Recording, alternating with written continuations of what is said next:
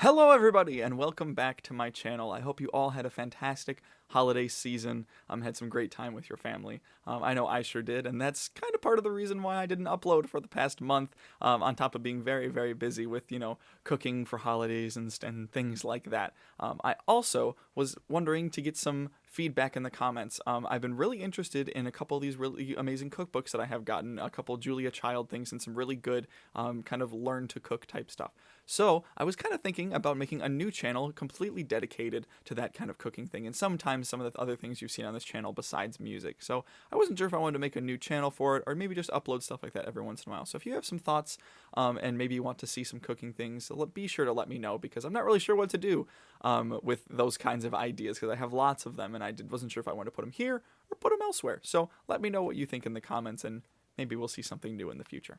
But today, I'm very excited to talk about something that we have not talked about yet on this channel, but I have gotten plenty of requests for and have been wanting to do myself for a long time, and that is talking about the progressive rock group Genesis, or at least progressive rock in their early stages. Today we'll be talking about, as the title has told you already, A Trick of the Tail, their 1976 album.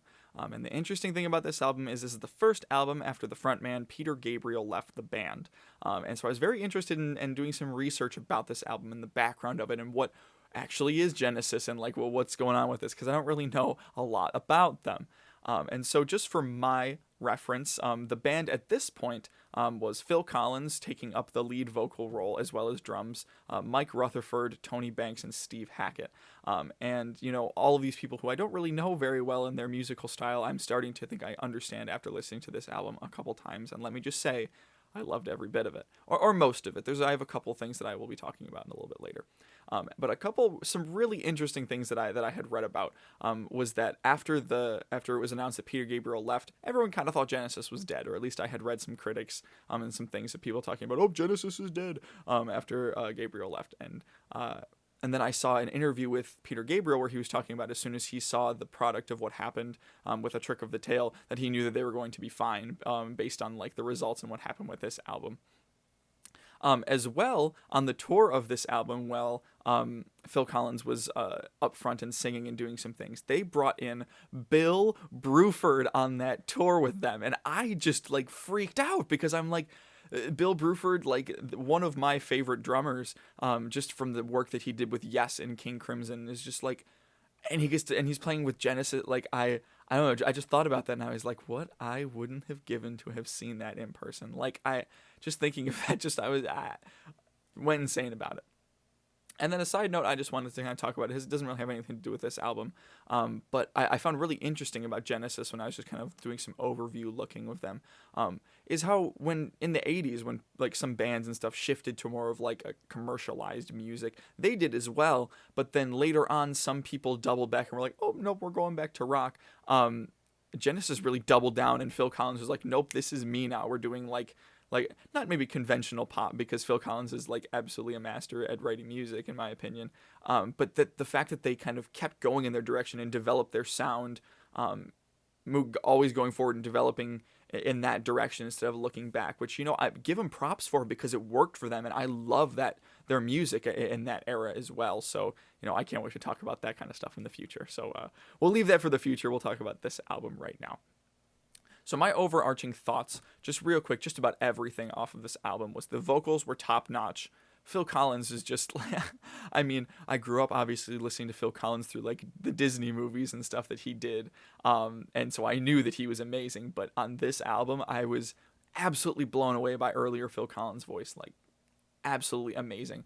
The musicality and the keyboard playing specifically, I thought was just absolutely fantastic. The way that drove the melody and played off the drums so well was something. It was kind of a breath of fresh air, kind of something different, because as you can see in my room and from all the videos that I have done so far, I absolutely adore Rush. And yes, but they are very guitar bass heavy, and going in that form of music, but Genesis kind of does stuff a little different. I mean, it is still all progressive rock in its own way, but the way that they structure their melodies is almost completely different than the things that I'm used to. So it was really, like I said, a breath of fresh air to listen to something kind of different, obviously within the same sphere of things that I really love.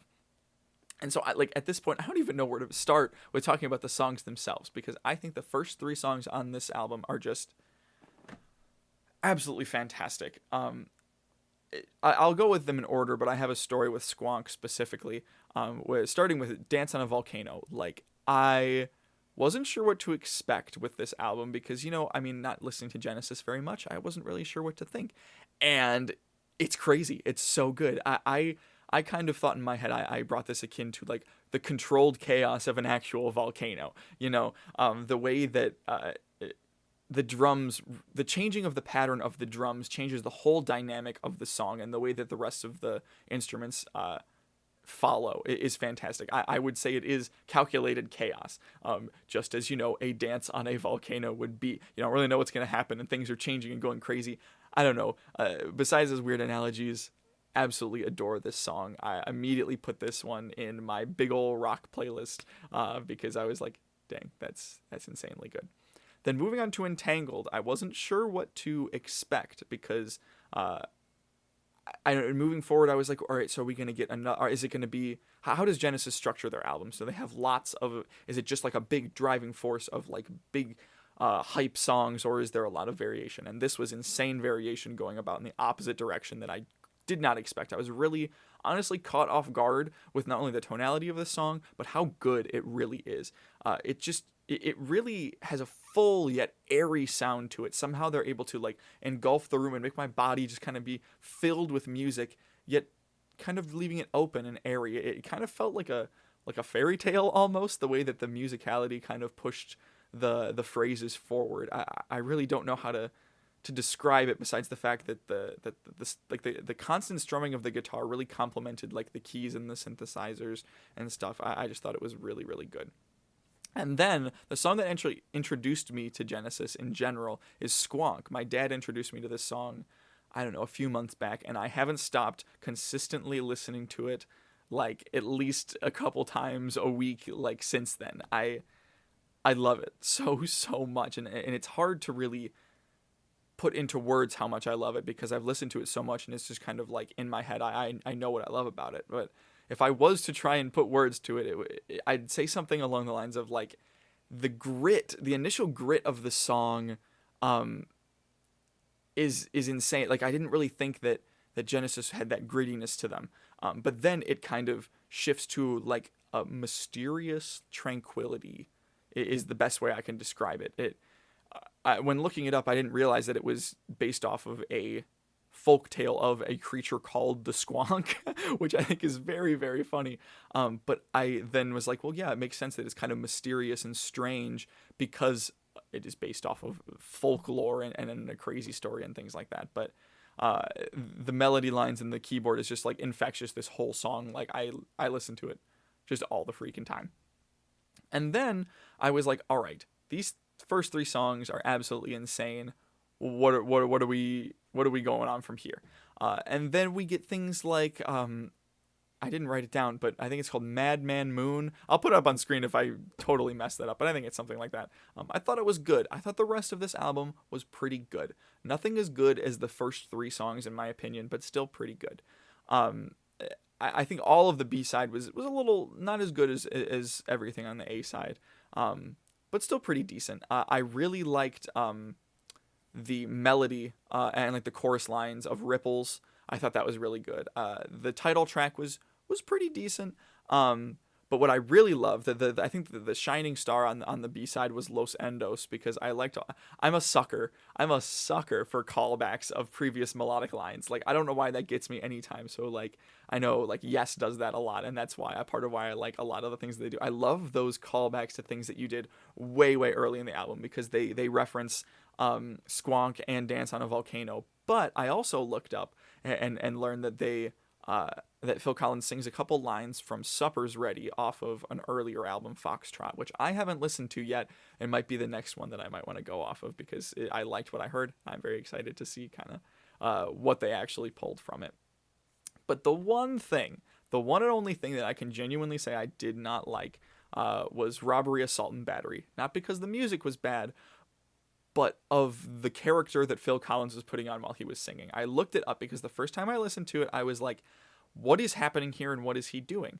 Apparently he was doing like he was putting on a character, and he in an interview he said he was putting on a character akin to a character he played in a musical he was in at one point, and it's not really explained and it doesn't really make sense, and I didn't really like it. It is, I've seen people put on characters and like put on voices and have it be done well, but more subtly.